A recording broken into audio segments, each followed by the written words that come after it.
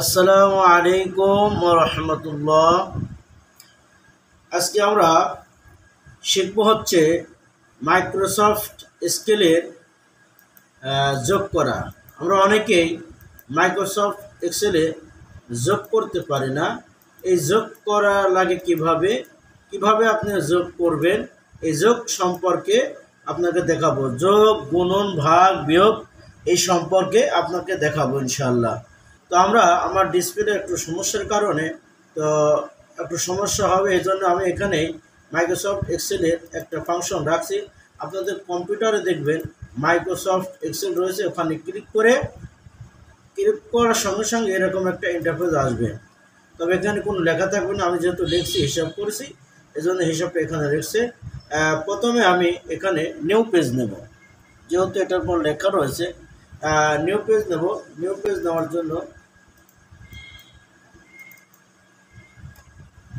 New page নিলাম। এখন আপনি যোগ হিসাব করবেন।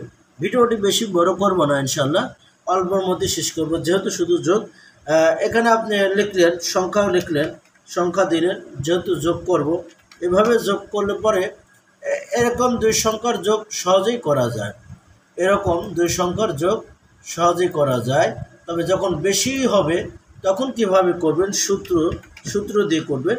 সেই সূত্র সম্পর্কে আপনাদেরকে জানাবো। যেমন এরকম অনেকগুলা বাই পেজ ভরা থাকতে পারে। এই পেজ ভরা থাকলে 100 সংখ্যার বা তারও বেশিও যদি থাকে, আপনি এই ফর্মুলাটা ব্যবহার করলে আপনার যোগ সম্পর্কে আপনার জানা হয়ে যাবে।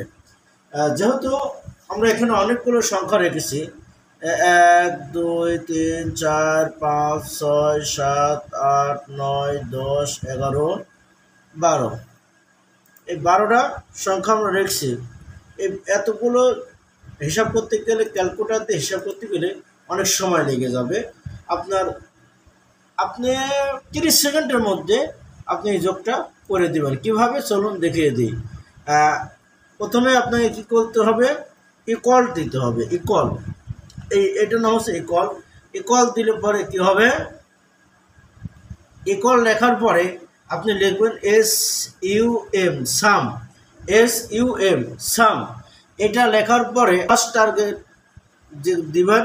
এজন্য আপনাকে প্রথমে শিফট ধরে এই ফার্স্ট ব্র্যাকেট দিবেন। ফার্স্ট ব্র্যাকেট দেওয়ার পরে আমরা এখানে প্রথম লিখছি, এই জন্য এটা বলবো আমরা ফার্স্ট টার্গেট সেল। এটা আমরা বলবো ফার্স্ট টার্গেট সেল দেওয়ার পরে আমরা কোলন দেব।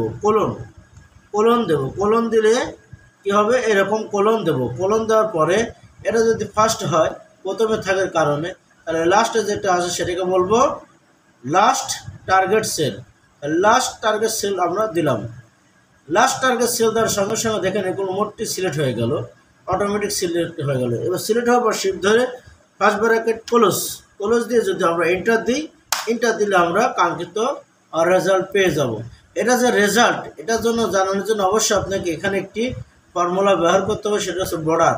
এখান থেকে একটি বর্ডার চুজ করবেন, যে উপরে 2 বর্ডার, 1 বর্ডার, নিচে 2 বর্ডার, এরকম দিয়ে আপনি দিতে পারেন, চুজ করে দিতে পারেন। এই যে বর্ডার, উপরে নিচে বর্ডার, যেটা আমি যোগ করে পেয়েছি খুব সহজেই।